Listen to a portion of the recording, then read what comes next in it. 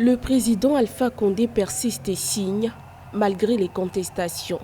Le président sortant de la Guinée va en effet briguer un troisième mandat. Ce jeudi 3 septembre, il a déposé officiellement à la Cour constitutionnelle son dossier de candidature pour l'élection présidentielle du 18 octobre 2020. Tout était dit et tout présageait cette autre aventure électorale pour le président de la République. Aujourd'hui, il s'est entouré de tous les éléments juridiques, juridiquement parlant, politiquement parlant. Le chef de l'État a l'argument pour aller à ces élections. Maintenant, le seul reproche qu'on pourrait faire de sa candidature, c'est compte tenu du passé historique, d'opposants historiques de l'homme, mais aussi et surtout pour une question d'éthique et de morale démocratique.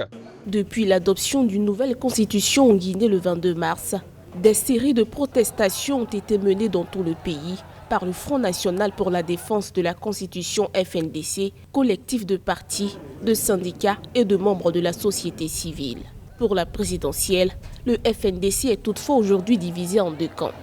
D'un côté, ceux qui comptent se mettre en ordre de bataille pour tenter d'écarter le président sortant à l'issue du scrutin.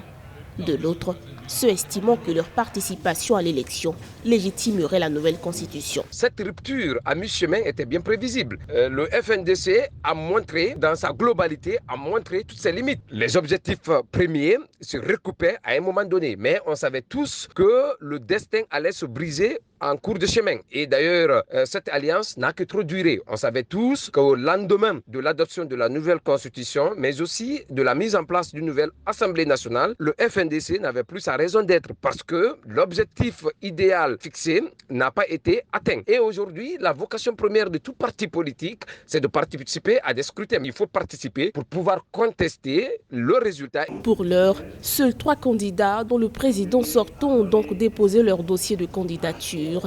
La date limite des dépôts étant fixée au 8 septembre, selon la Cour constitutionnelle.